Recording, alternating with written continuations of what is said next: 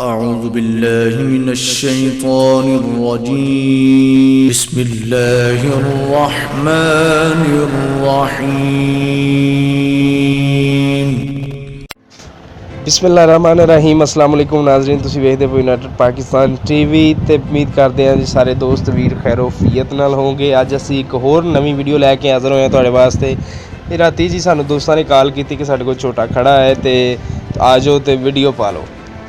जिस तरह सानूं इतलाह मिली तो असीं जी इस वीडियो लैके हाज़र हो गए हैं ते विखावांगे झोटा भी ते गल करांगे होर भी ते बाकी सब तो पहला गुजारिश ये करांगे कि साडे चैनल नूं सबसक्राइब कर लो, नाल ही बैल आइकन दा बटन है वो भी क्लिक कर लो ताकि हर नवीं तो नवीं ते लेटेस्ट वीडियो तुहाडे कोल सब तो पहला पहुँचती रहे।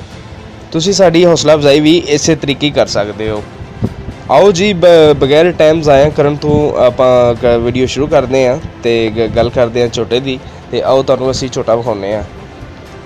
माशाअल्लाह क्या बात है जी, सोहना झोटा ते वेल च भी है, वेल च भी सोहना माशाअल्लाह, रंग भी सोहना, खलोत पता लगता है कि झोटा खलोता है। तो मैनू जिथे तक मेरा ख्याल है कि इनू थोड़ी जी खुराक की कमी हैगी है।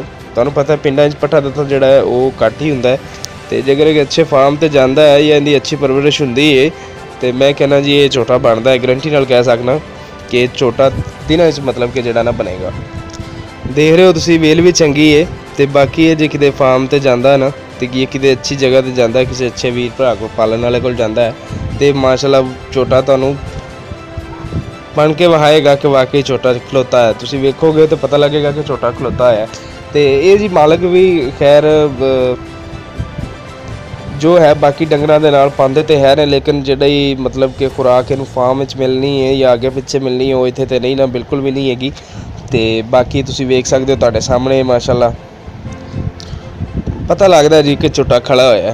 तो नाज़रीन तुहानूं दसदे जाइए कि इसकी कीमत कोई नहीं ना, इंतहाई मुनासब कीमत दे विच ये तुहानूं मिल जाएगा। और नाले एक गल होर, जिहड़ी भी मेरी वीडियो आंदी है तुसीं बाज़ औकात लोग जिहड़े ने थोड़ी जी आवाज़ करके ते चले जांदे ने पिछे, मैं गुजारिश करांगा कि वीडियो पूरी आवाज़ करया करो। प्राइस इहदी मैं मैंशन जरूर करदा। अगर तुसीं वीडियो पूरी आवाज़ नहीं करोगे तो तुहानूं कुछ नहीं पता लगेगा। चलो जी गल करते हैं लवे झोटे दी। तो इहदी जी कीमत बहुत ही कम है, इंतहाई मुनासब है। डिमांड मालक दी 1,10,000 रुपये है।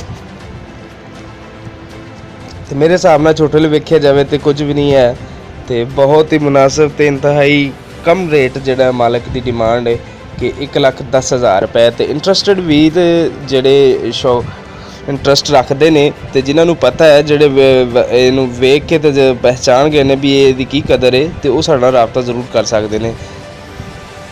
पट्टी ते भी साडे नंबर चल रहे हैं तो थल्ले वैसे भी मैंशन होए ने साडे नंबर, तो डिस्क्रिप्शन च भी चैक करोगे तो साडा सारा बायोडाटा तुहानूं मिल जाए करेगा।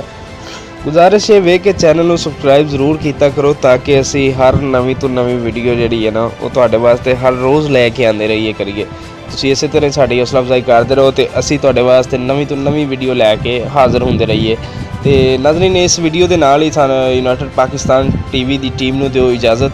अगली वीडियो ते फिर मिलांगे। अल्लाह हाफिज़।